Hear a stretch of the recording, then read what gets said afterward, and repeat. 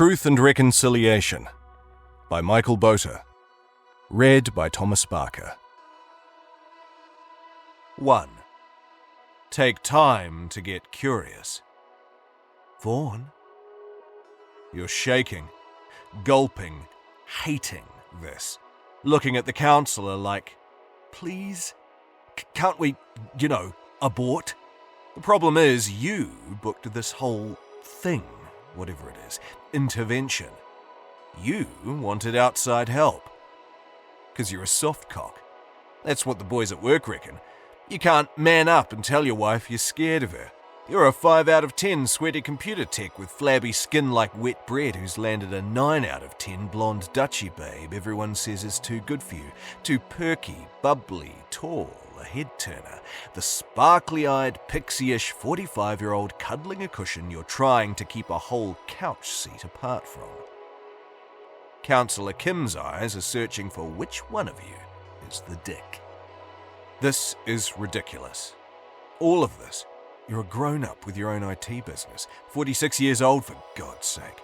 You fix computers for powerful people. Shouldn't be feeling so tense. You look out the window. Peaceful paihia outside.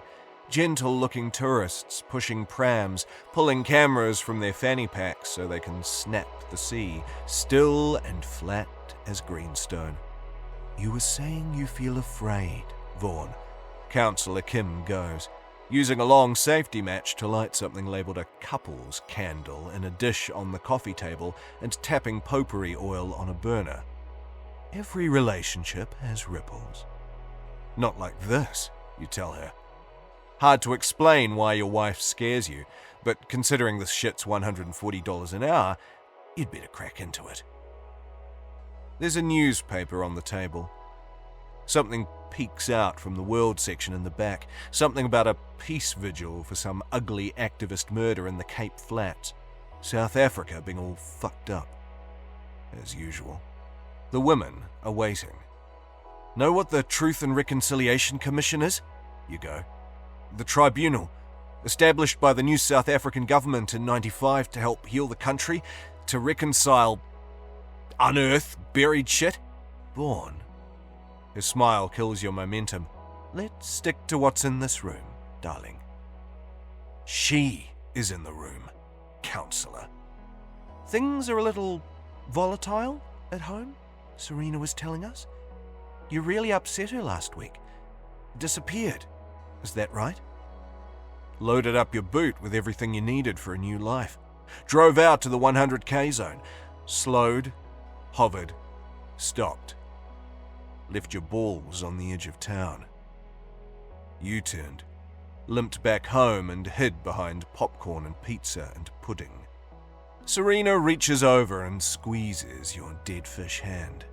He's right to be afraid, Serena goes. I admit, sometimes I wear the pants and I can be a little frightening. That Afrikaner accent you used to think was spicy and exciting. No doubt about it. She's cute. She's a novelty. Those dimpled cheeks, the nerd glasses, the funky hair. It's perfectly normal for refugees from traumatized countries to carry trauma with them, the counsellor goes. Tell us how you got to be here today, honey. I miss my country very much, Serena says. I'm not sure Vaughn understands what it's like to be me. A story rolls out of her mouth about your marriage. The honeymoon, how you slow danced on your wedding night, before the music stopped and the Cold War began. Serena fled here suddenly at 26, and she's been sweet-talking people since, playing the easy-to-like immigrant. That's how she got you in the first place, fluttering those "help me, I'm lost" lashes, corny accent. You, total klutz, knocking her handbag everywhere in your haste to fix the gorgeous geek's computer. Serena is specky and bookish, and everyone loves her. She dives into subcultures and fits instantly in. Serena shops at Trade Aid and recycles and goes to drum circles and pottery classes, and people consider the chirpy Afrikaner a delight to play chess with in the cafe as camp waiters lean in going, "Sup girl," to the bubbly Cape Tonian who raised all that money for hospice braaiing boerewors outside Bunnings, except... Serena has been locking herself in the study, and there have been screams leaking under the door at 3 a.m, and this isn't fixing it. This fragrant fucking office, these comfy neck cushions. Serena's barely admitting anything is wrong. She's listing the things she loves about her scatty in this little love language, praising all the computers you fix for all the old ladies, recounting how you welcomed her to sunny Northland, how you tolerate her Dorkish accent, how you used to kiss the melted-looking skin around her elbow and shoulder, the tubes of ugly fistula at the top of her arm that almost look like letters spelling, "Before we arrive at the end of today's exploration," Counsellor Kim goes, "tell us what you think of when you think of your wife." You think horror films on grainy tape, bricks and bloody faces, and Serena standing in a street of smoke. Hyena grin. "This was a mistake. This whole thing," Serena goes, her white teeth wet. "Isn't that right, Vaughn?" "Yep. Sorry. Big silly misunderstanding. Everyone can see how sweet this woman is." You get up to leave. "Trust," Kim says loudly. Trust. She puts a leaflet in the space between you and Serena. "I'm going to introduce you to the trust technique." She speaks mostly towards you. "The first T means taking time to get curious about your partner. The R is because you must reflect that you've come from different places. The U is for understanding you both want changes. The S is for stop criticizing. The final T? That's for two to tango. Means you should do passionate things together. Bring the spark back. If it's literally a tango class, go for it, guys. Like you did on your wedding night. Didn't you say you have your anniversary coming up?" You go to the door as soon as you can. "I see nothing to worry about, Vaughn. If anything, I'm excited about your possibilities." She beams, lights another goddamn fruity candle. "Hear that, Sketty?" Serena says, her breath on your neck.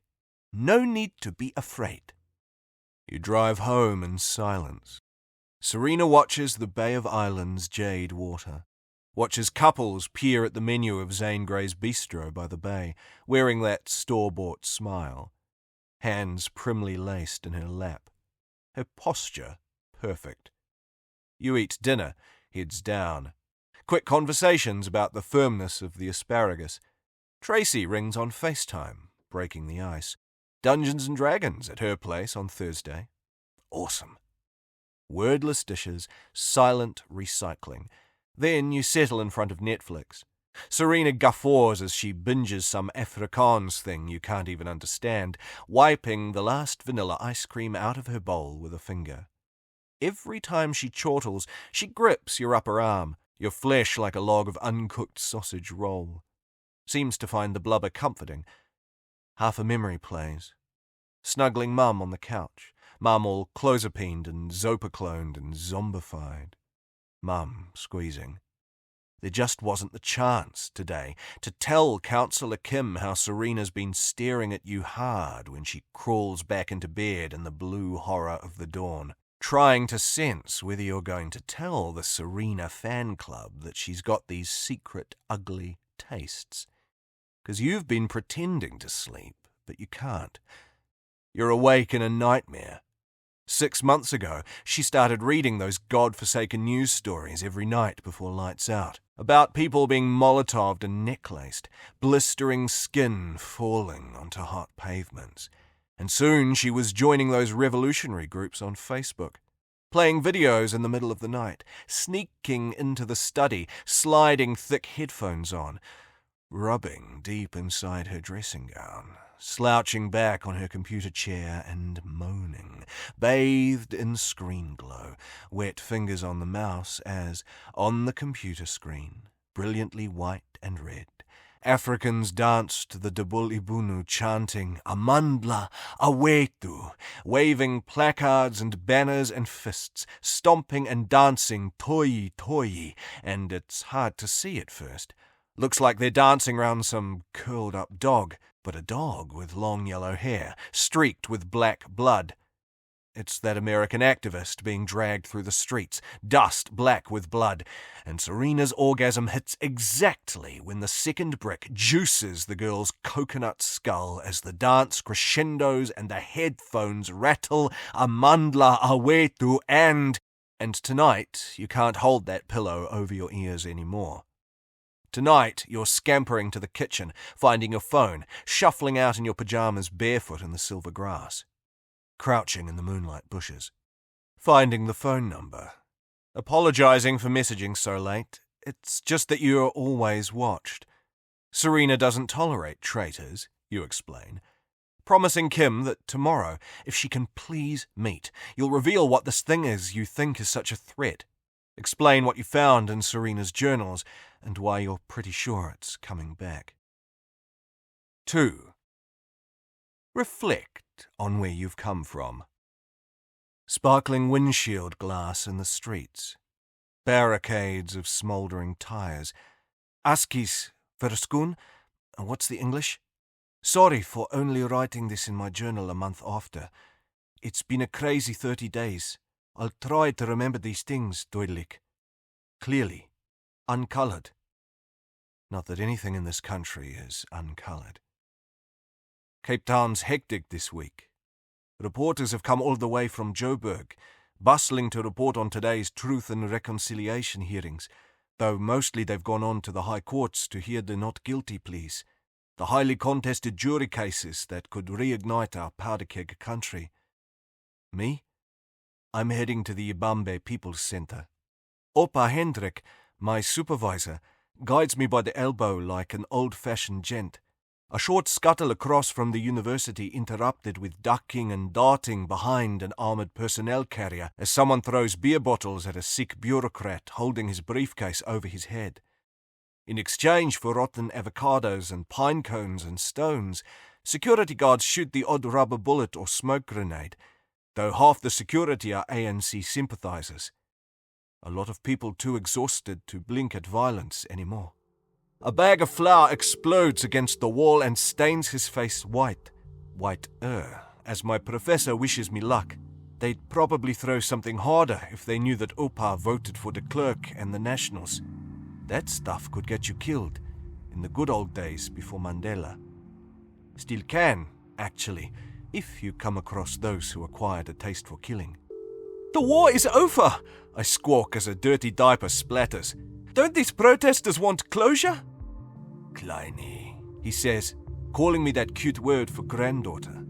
That's for you to tell me in your dissertation. He sees I'm hesitating. Hey, weren't you saying you hated hockey and horses and quilting and all that girly stuff your mum made you do, yeah? He winks, shoos me inside. Maybe this can be your new hobby. I sign in as Serena van der Sloot, student reporter. Took 3 years to get my bachelor degree before getting accepted onto my current master's in journalism program to actually be allowed in the room as my country commits to umoja, brotherhood, unity. I put on a brave face, tell myself I'm grateful to be here. People are saying Mandela has told these tribunals to go easy on blacks who admit dragging Boers off their farms and raping them. Paranoid whites are saying the Truth and Reconciliation Commission whitewashes genocide so long as you say your party ordered you to. While the blacks and colours reckon what's really going on is the system is using the TRC to close the case on murders of activists so police can never be sued. Each race has a different truth. I'm expecting my notepad and dictaphone to fill up with powerful stuff at today's hearing, more powerful than the cardboard-thin tables up front, the dodgy microphones, everything done on a shoestring, so Zef, so Swede Afrikaans style, cables are taped to the carpet and carafes filled and tea poured and foldable tables unfolded and the new rainbow flag rolled down to hisses and boos and clapping and after opening prayers in Khoikhoi and Zulu and Sotho and Xhosa and finally, my language. Today's hearings begin. 30 minutes for each murderer, mugger, rapist and arsonist to plead their case to a pallet of different coloured judges. 2 Tsonga gorillas weep as they remember what they did to the coloured mayor's daughter in the vineyard at Blikkiesdorp. A family of Rooineks wipe their brows and blush as they justify hanging black boys caught drinking from their cattle trough. A Jewish communist student apologizes for holding his chancellor hostage at gunpoint. I chronicle the contagious violence in my journal while people confess and weep and stutter sorry and the judges nod knowingly. Xolela kwaye Mandela uxolele, I hear one judge say. Murmurs from the black audience around me. Then, Yenza ngate uyaxolisa Mandela uti kulungile. Snickers, titters. I ask a mixed-race teen to translate. The first proverb means, say you're sorry, Mandela forgive you, she explains. The second means, pretend you're sorry, Mandela says even better. She giggles, isiXhosa humor, deeply ironic. 2 standards at once. I circled the words, tap my pen. I need to understand these people. Need to go deep to build some powerful stories that'll earn me honours with Oupa. But I need an original aspect to write about. I've been hoarding research without settling on an argument so far, snapping photos and camcorder fragments, marching with Zulus, much to the disgust of Mami and Papa, sharing chai with retired activists who accomplished real things with boycotts and flower power and chaining themselves to Oupa Hendricks' building. Except peaceful revolution just won't cut it, the radicals have told me. Bader Meinhof, IRA, Mau Mau, that's where the cause needs to head, the hardliners say. Peace is for sellouts. I only know 2 things, really. 1, my redneck mother and lecturers and binmen and postie tell me there's something sick about you if you march with these Kafirs. And 2, the blacks have a special affection for Umlungu Umkeri, the self-hating white idiots, useful drivers, conspirators, sweet-talkers, infiltrators, ideal dumb cops to distract parking wardens and witnesses while bombs are planted, fuses lit, derailing trains, castrating cops, glass and nails and bolts blown into skin at 400 miles an hour, shredding scalps and killing kids. August 26. The panel forgives a white security guard who killed a Girl Scout because she handed out Spear of the Nation leaflets in the mall. August 27.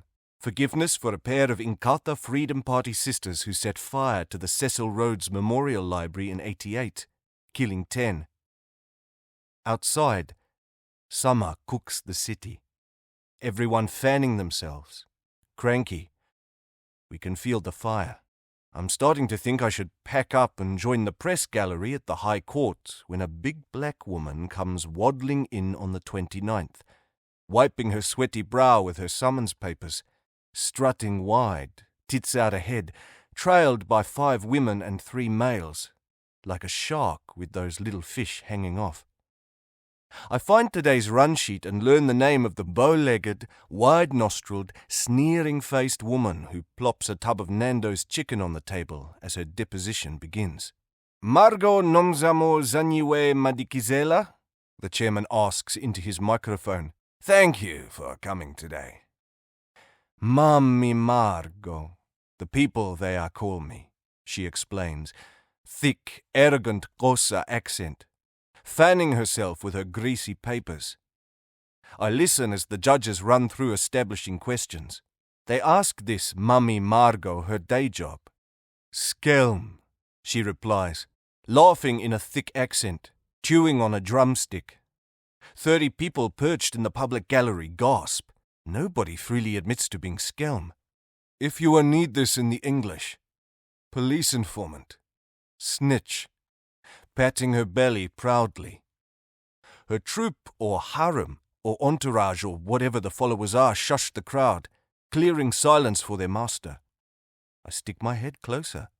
Listen as the pandit and rabbi and elders on high ask her if she agrees why she's been summoned.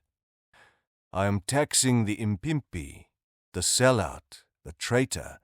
This why. Mami Margot says in a booming voice. Redistribution of the wealth. Rebalancing. And you're asking amnesty for... Imam Abdullah Haron begins, scanning her application. Oh dear. This is more than... This is rather a lot, ma'am. The TRC commissioners murmur darkly as the Imam reads aloud the schedule of what Mami Margot's asking forgiveness for. When they're done, Mami Margot takes the microphone and puts on a show for the court, confessing freely the happy havoc, almost bragging, her jeweled wrists wobbling like udders. Her supporters, enjoying a picnic on the floor, whistle and whoop.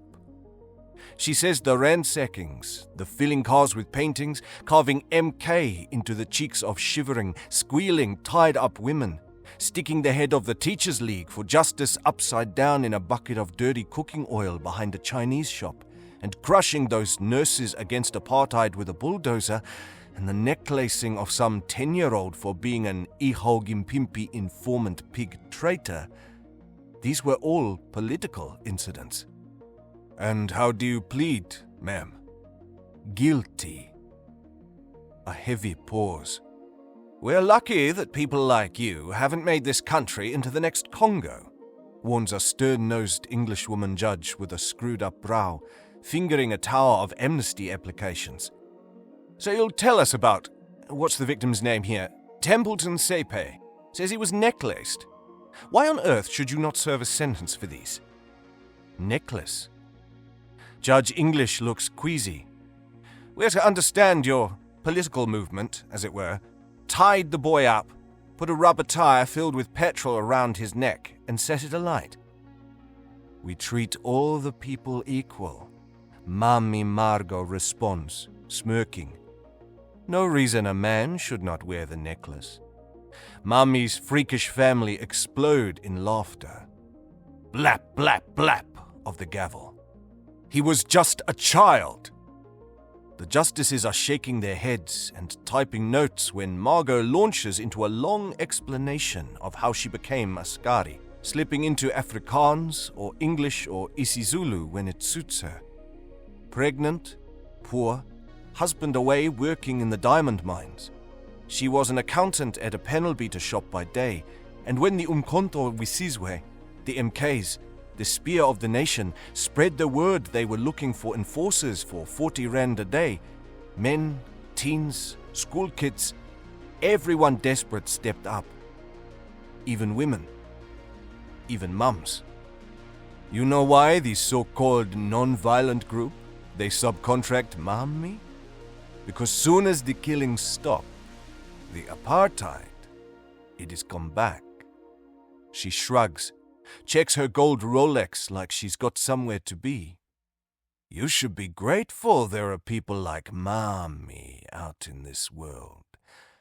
Now I am take my family and we go. Her tribe rises. We do have our next scheduled hearing, the Imam wearily concludes. You are hereby granted amnesty. Barak Allahu fiki, madam. Thank you for attending. Margot snatches her official amnesty certificate off a turbaned clerk, turns and waddles out. Before I can understand why, I hurry after. The late afternoon sun is a glowing tire, burning down the edge of the sky. I find the posse in the parking lot, the harem, the troop. They're using mirrors glued to the end of golf clubs, probing under a Jeep and a Humvee. Opa Hendrik told me the hardline activists are a dying breed. The ones that Mandela's peacekeepers don't pay to put their weapons down are eventually bundled into paddy wagons and die of natural causes, at the police station. "What did you mean in there, Ms. Madikizela? I don't understand," I plead. "I need original oral history for my assignment. I'm a comrade. You must tell me about the struggle. You already have amnesty, do you not?" I'm squawking, desperately, breathlessly, chasing the Humvee through the parking lot. When it hits Prori Avenue, the Humvee suddenly stops. A door opens. She wipes her lips with the amnesty certificate and tells me to get in. We wind up in the switchbacks. A lighthouse winks at us from the Cape of Good Hope. Hope is something I do not have. God knows where Mommy's family are taking me. All I can do right now is press record and dream of my posthumous Pulitzer. We are heading east out of the city, winding through the finest white suburbs, seafood restaurants twinkling beside the bay, smoke from the townships blackening the purple sky. Gordon's Bay disappears. Then Royals, Pringle Bay. Soon it's all gated palaces clinging to cliffs. I'm in a convoy, each armored vehicle driven by a young black teen with shiny muscle. There's a skinny colored girl in the back seat beside me, demented, singing revolution songs to herself. A tattooed Shona Tsotsi in the front, his neck dripping with mismatched chains and pearls, passing a smoky pipe of tik and bottle of rum around the jeep's occupants. One colored, one Muslim, the Margot woman, a pretty black 16-year-old schoolie in her kilt and blazer, and little white me, towing the empty bottles of liquor and lubricant and the condoms under the seat, and wondering what the fuck. Finally, we arrive high above a glittering canyon. Warm, whispering wind. You can see all of Africa up here through the wind turbines and power pylons. We've settled in front of... God, how do I even describe this place in writing? A clifftop castle fortress chateau, a herrehuis, millions of rands worth of architecture, gates to conquer, rugs slung over the barbed wire, rope ladders to pull Mommy's little army over. Security cameras smashed, cables cut as we scurry up for a quick team meeting in front of two low, modern buildings with panels of glass so huge I have to turn my head to see where they begin and end. A fat, heavy bronze Buddha sits in a fountain trickling by the door. This is your house? I ask Mommy, sounding stupid. Your mates? Mommy Margot tosses her rum bottle in a bromeliad bush. Security lights switch on. Sensing something. "Come, my children," she says, not even whispering. Her fanged grin splits her ears. We feast. The predators spread out. I snap photos on a Kodak disposable. Flashes capture shiny eyes, hungry tongues. I jot notes, take out my dictaphone, record the patter of feet. Our nimblest, Schoolie, darts up to the door, knocks the big metal ring. Then a hand, grabbing my jacket and a hunk of bra between the shoulders and twisting. "You're up, white girl," the voice growls. "Get us in." "What? I cannot." A black woman opens the door before I can turn and leave. A nanny maid. "Yes?" Nanny is asking. "What is it you want?" I'm standing alone, speechless, till I finally come up with, I'm a journalism student. I'm just observing." The man of the house comes up behind. He's one of the nouveau riche blacks, wearing suit pants under a hooded sweatshirt with Witwatersrand First 15 rugby on it. He barks something in Bantu, scans me from head to toe. I look white. I look safe. "Your car is broken down," he says. Then his mouth puckers and he shifts his legs, puts two hands on the door and starts closing it. "How did you get past the gate?" He almost gets the door shut. But there's a crowbar in the gap, suddenly. Holding the crowbar, The jiggling thick forearms of Mammy Margot twisting the door open, gums wet, licking her lips. Someone picks up the doormat and jams it in the gap. Then another minion shoves the Buddha in. 8 against 1. "I am calling the police!" But his hold weakens. The big man retreats. Then he turns and runs. Invaders pour inside his home. The shrieks begin. 3 clonks of the crowbar quieten the nanny. Bloody bubbles coming from her lips every time she breathes. Skinny Coloured jumps on Nanny's right elbow until the arm cracks, then starts tugging Nanny's fingers. 3 rings come off. Then Skinny Coloured strides leisurely to the kitchen, pulls a drawer out, upends silverware across 2 rooms, finds kitchen shears, applies them to the nanny's finger and twists till the last ring slips off with half a finger, its bones staring in white accusation. Huge portraits in the parlour of the people who live here. Children with designer glasses and good teeth. The father, in his hunting vest, kneeling by a rhino, rifle on his knee, and a magnificent black woman in royal blue wearing pearls and lipstick. No sign of her. Yet.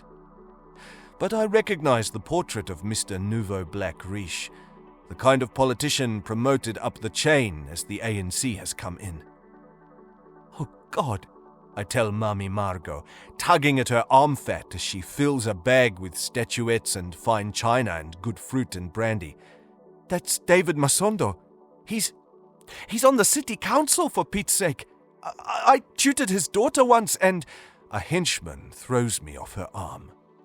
"You do not touch Mammy." Mammy barks an order, then 2 of the mob empty the fridge, gobbling salmon and blue cheese and dressing up in fancy hats and fur coats, staining it all. The men pissing in the fireplace, the woman shitting on the floor, the kids rolling up the rugs and loading the jeep while the men ransack every door and cabinet and cupboard. David Masondo, once so strong on the election billboards, is pulled out from the linen closet, kicking and gnashing and throwing piles of towels. He's wrestling with 3 of our young'uns, barely older than his children, as they batter his slippery wet skull with a chopping board and a pull cue and an antelope head pulled down from the wall. "You'll have a crack, yeah?"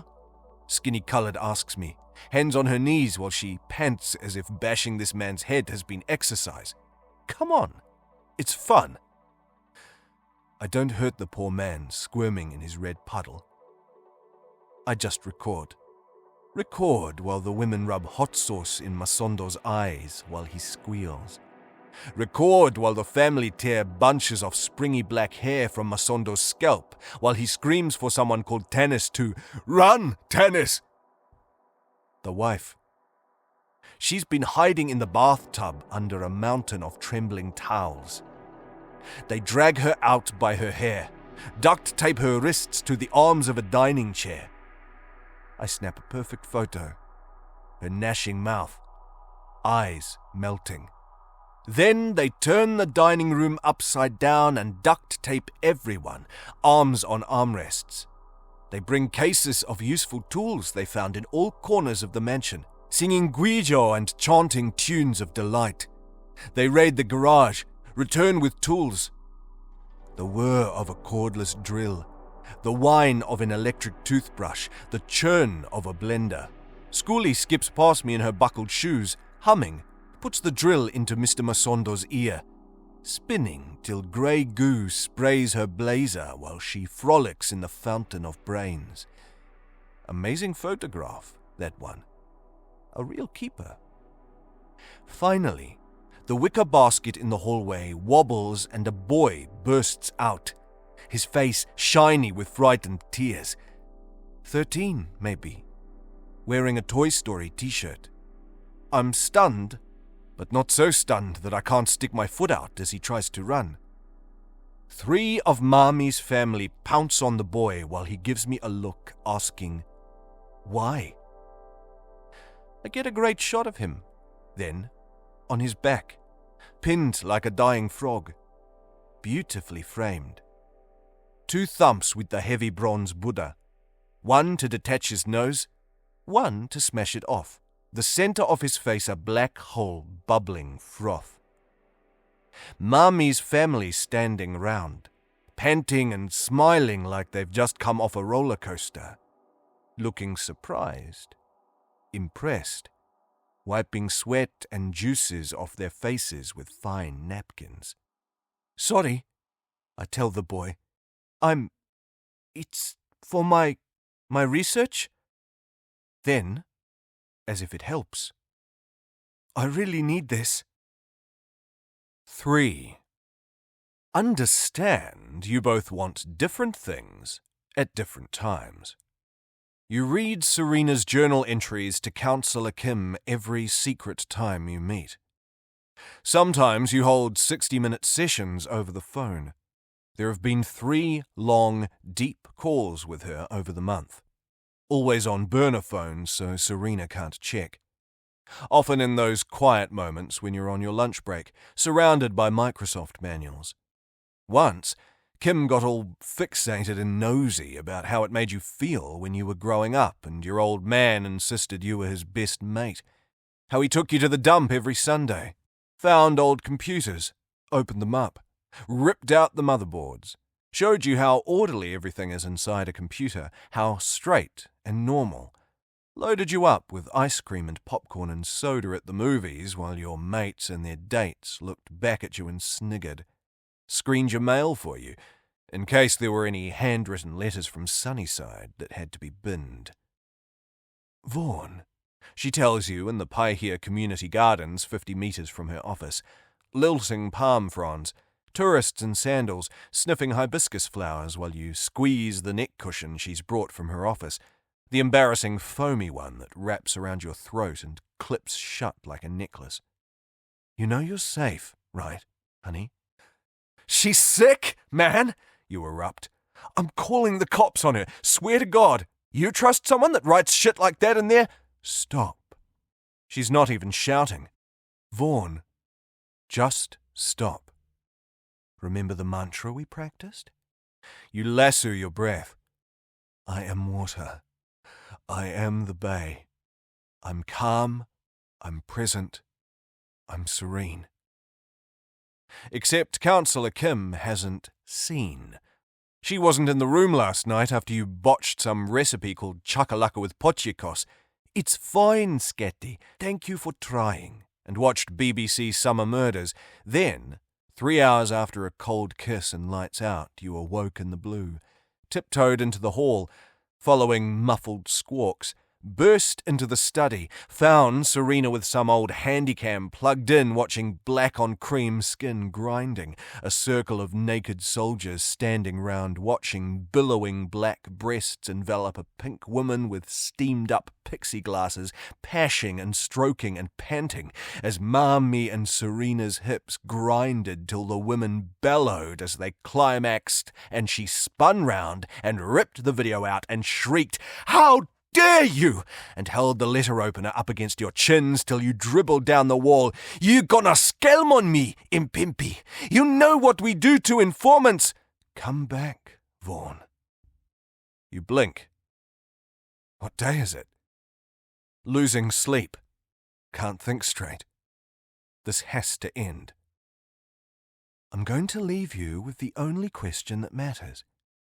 Do either of you really want to be alone? You sink your head into your fatty chins. No response necessary. Of course you can be alone. 3 of the lads at work are alone, for fuck's sake, it's no biggie. Independent, just like Dad.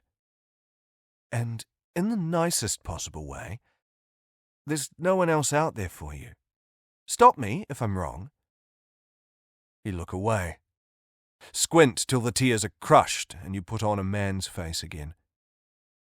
But you tell her there's more. Worse things. I always take my tools when I do my field research. Fingers on the record button, a notebook and pen tucked in my fanny pack, and handycam smacking against my bores. I carry my tools as Mami's family rebalance a Boy Scout barbecue because of some insult to the party, as we pile tires around a church service of mine owners' families and set it alight because of... It's never clear. If there's an order from the MK executive to smoke these Mzungus out, I never hear of it. We're doing work Winnie Mandela would approve of, but never Nelson. We joke in the Jeep, passing the hooch and listening to Bob Marley and sharing smoke.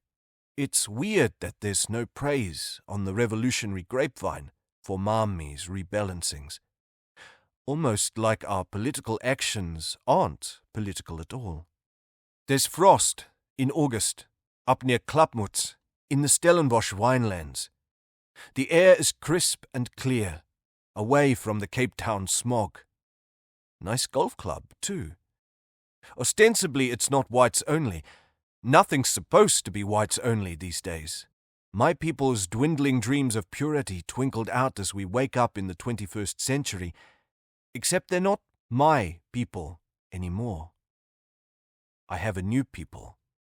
When we come to Val de Vie, chopping an ear off the security boy before we smash through the gates and turn the mile of palm-lined driveway to dust, we're expecting an early mission. The Jeep crashes through the glass of reception and porters and caddies. Business bosses in golf shirts with big barbecue bellies hide behind overturned tables. We hop out of our vehicles and start hacking, ransacking, while Schoolie and Skinny and Jean-Paul tear down the rolls of honor and plaques and photographs of thick Royneck boss men posing with Gary Player and Retief Goosen. I'm filling a pillowcase in the trophy room. Then cars backfiring. No, it's my family, shooting.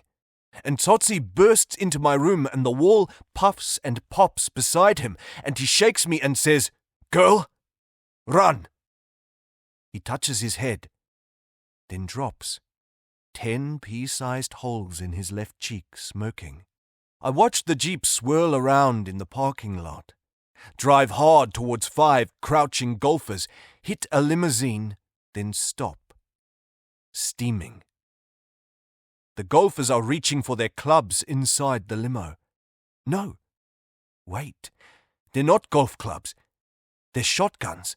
And the white men are pumping round after round into the Jeep, and I'm being lifted and tossed into the Humvee, and Schoolie is the last to get in, the door hanging open as she sprints after it in her clumsy buckled shoes, dropping all the diamond rings and checkbooks and wallets and bottles of Karoo and stickers and postcards and candy, and we're careening across the veldt, crashing cacti, spooking rabbits and flocks of parakeets, and it's 2 hours of driving hard to escape the sirens and the gunshots and the red and blue lights that Tick Meth has us convinced we see in the rear view, till we come the long way round to Cape Flats and pull into a warehouse, and Mami falls out of the Humvee, hits the ground and begins roaring.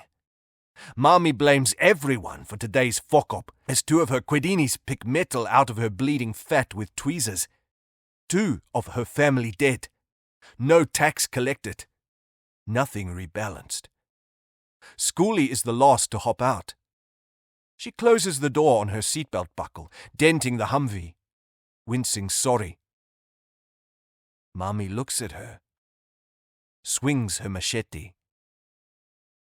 Schoolie has a slice of juicy red watermelon missing from her head.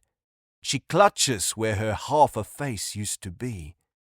Then she collapses, gurgling, trying to pick up a severed plait. "Votsek!" Mami barks at me. "Shut the bitch up!" Someone shoves a cricket bat into my hands. They're all staring. Mami waggles her blade between my eyes. No, I can't." The jackals advance. My back hits hard wall. "I'll get you someone better." Campus says it's the end of the academic year. Holidays coming soon. Wet flyers for gigs and plays and comedy shows rotting in puddles. Drifts of leaves. A few lost coffee-coloured boys tossing rugby balls as they jog between classes. 3 or 4 girls in jerseys and scarves, puffing hot breath in their knuckles. Hardly anyone around. Amazing that the master's office is open, actually. The family huddle close. The new driver, some blue-eyed boy who can't stop looking at me, keeps his shoulders hunched, his fists inside his jacket to hide his knuckle dusters, his blade, his pepper spray. Mami is amused. She keeps pointing out scatties on campus. Little neat, clean, innocent-looking treasures. Perfect people for knocking on doors. She'll fuck them, too. Mami fucks everyone. It's not good to be a scatty treasure. When the heat is on, treasures get dropped. Dumped. Dr. Hendrik Kornhoff is behind his desk when we march in. 4 black men, 3 coloreds, the new white, and me. "Kleiny," he says. "What a pleasant—" He stops. "You did say you were going to show me your—" He gulps. "I wasn't expecting—" His left hand is on his telephone, finger on the speed dial button marked red. His right arm is extended, looking to shake hands with whoever's in charge. The large woman with the machete? "Serena," he gasps. What the fuck is this?" Mami's machete whirls. A hand thunks onto his keyboard, spattering white papers red. Hendrik's forearm is a dog roll with a white center of chopped bone. He takes his finger off the phone's security speed dial, picks up his rubbery, twitching hand and, for a moment, presses it against his spurting stump. Before he falls back in his chair and Mami's family feasts, he stammers, "They're going to come for you, Kleiny." And then, run. You slap the journal shut. Back on the garden bench, warm and smelly and buzzing with bees. Tourist couples sharing gelato. You know, I asked her, counsellor, I was like, "You wouldn't actually hurt anyone here, would you?" And you know what she said? "Not on my own." What kind of answer is that? So this makes our 15th session, Vaughn. I counted. You've been counting too. $3,000 so far. It's time we talked hard truths, darling. Thank Christ. Answers at last. These so-called diaries, darling, it's creative writing, that's all. You wouldn't deny her some comfort, considering all her country's been through. Fuck. Now, you said in your message you want me to put Serena on antipsychotics, yes? But I don't think the problem's with her, darling. Here we go. I'm going to prescribe 3 things for you. I'm prescribing a holiday. Get out of town. Work on your TRUST. And the second thing I'm prescribing. These things are like a crutch, okay? You can't lean on them forever. But for now, you'll really benefit from them. You read the script while she waffles about moving up to the 2nd tier plan. How you'll really get to the next level with exclusive sessions or some shit. Clozapine, she's written. To stop hallucinations. You. Hallucinations? Cool. Fine. Whatever. Most important of all, Zane Gray's, the seafood place, on the waterfront. Why the fuck not? A public place will do it. Maybe she won't attack out in the open when you tell her you've drafted an email and you're going to send it to a shitload of media and you're going to shout until the world knows a two-faced monster who helped with mass murders has been trying to settle down here, as if we should just forgive and forget. You say none of this out loud, of course. Zane Gray's on the pier. Cool, Kim. You'll book it today. November 4th, the big wedding anniversary. You can out her in the restaurant. Then you can run for your life. 4. Stop criticising. It's 5 minutes from the car park to the jolly chatter and garlicky, buttery, grilled, fishy smells and plonking piano on the pier. The restaurant rising up till you're at the entrance, and you're actually doing this. Starting over. You look around at the happy couples clinking champagne flutes, feeling like the only shitty husband here. You pretend to study the dinner specials chalked on the board. So, we can do an evening healing session after dinner. With Kim. 8 o'clock. I've already booked it, assuming you wanted that. Kim described it as an acceptance session on the phone. For you, it's a safe place to finally end this, with witnesses. Serena nods, sadly. There's no fire in her now. This isn't scary Serena, who, for your own safety, deserves to be dumped. You two together? The maitre d' asks. Neither of you responds. Hard to talk tonight. It's been bad enough listening to the podcast in the car, the one about the TRUST method. If you stop criticizing and listen to your lover without judgment, they'll tell you where they're coming from. The maitre d' guides you to your table. You pull out a seat, scan the menu for a decent burger with a hash brown and bacon to munch while you put a separation in front of her. A divorce, possibly. Probably. Definitely. Finally, Serena sits. You don't want to be with me anymore. That's what we're talking about tonight, eh? You order your burger and beer and tell Serena to grab anything, trying to avoid her eyes. Come on, Vaughn. Man the fuck up. Know what Aaron Allsop did at work after he gave his missus the old heave-ho? Built himself a man cave, that's what. There's a Riesling from Stellenbosch on the wine list there, if you want. It's $130, Vaughn. The ocean breathes in, breathes out, stirring shells. I should take you there, she adds. You run out of tech news to read on your phone. The piano player takes a break. Can I ask you something? How did they stop that Marmy chick in the end? Marmy never stopped. Then her brain finishes computing. You read my journals. Her eyes a wet jellyfish. What did you tell her? Just as you're waiting for some scolding, some rage threat, begging for it, actually, you need that excuse to just end this thing, Serena gets up and slams into the waiter and whirls round, looking for anyone that'll take her on, scaring a path of pale people. When no one will fight her, she marches out.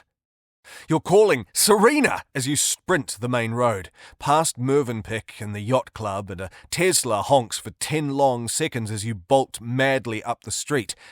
And there she is, up Koru Road, past Cedar Lodge and the Hilton. Then she's on Bayview and you almost catch her. Stop!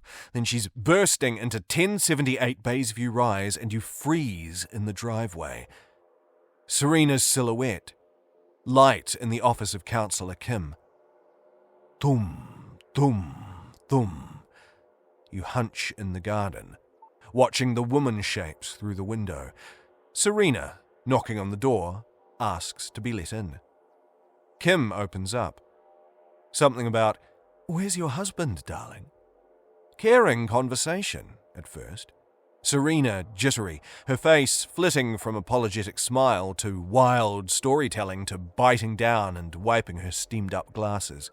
Kim tidies her office, stacking magazines, making her bookshelf even, pouring scented oil into the little burner and lighting a tea light, offering Serena a long matchbox. You stand there, crushing the lobelias as Serena paces the room one away, then comes back, then shakes Kim's shoulders. Kim scribbles something on a pad, tears the page off, holds it out. Serena reads what's written.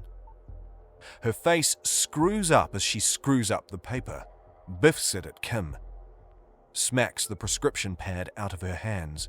Then, Serena is biffing a ball of knuckles. Kim cups her lips, looks down at the tooth in her hands. You're stroking the window now, but doing nothing to stop this. Serena batters her. A hurricane of fists smash Counsellor Kim into the hat stand. A hat stand the little old woman is trying to pick up and wield, swinging, whacking manuals and books and vases of potpourri while Serena ducks and darts, playful, till the base of the hat stand, with a puff of plaster dust, gets stuck in the wall as Serena buries her thumbs in the woman's neck. You race round to the front door, burst in. Your wife doesn't flinch or release or look up, even when you wrench her hands and pull her hair, then finally shut the door so you can bellow, "Serena!" She lets you pull her up, rip her away. You hover, catch up breaths, but you let her go. Now you just watch. Watch as your wife tips the candles over, on to the Paihia Paradise Community News. You take a safety match from Kim's matchbox, spark it up, admire the flame. Serena inhales the sulfur like she's enjoying a sauna, wide, twitching rabbit nostrils and the tiniest smile. You give your wife the match. Spark, spark, sizzle. First, the candle catches alight. The newspaper follows, then the tissues, the magazines. The room thickens with smoke. Serena starts for the door. You seize her arm. "Babe." You push the pillow into her hand. She puts it around Kim's neck, takes a bottle of scented oil, pours it on the pillow, lights up the necklace. You leave Counsellor Kim on the couch, head tipped back, looking like some sleepy nana who's dozed off with candles burning. Except this nana's hair is melting and curling into smoke. Her eyes steaming. The hat stand in the wall can't be explained, so it has to burn. The prescription, too. Kim's computer and files. Everything. You share gelato down on the waterfront. Watch the fire engines and ambulance come. Watch the moon while the ocean licks the land and red-blue lights strobe the shops. Your chin on her brows, hips rocking, her face in your chest, smelling her scalp. Strawberry shampoo and sulfur.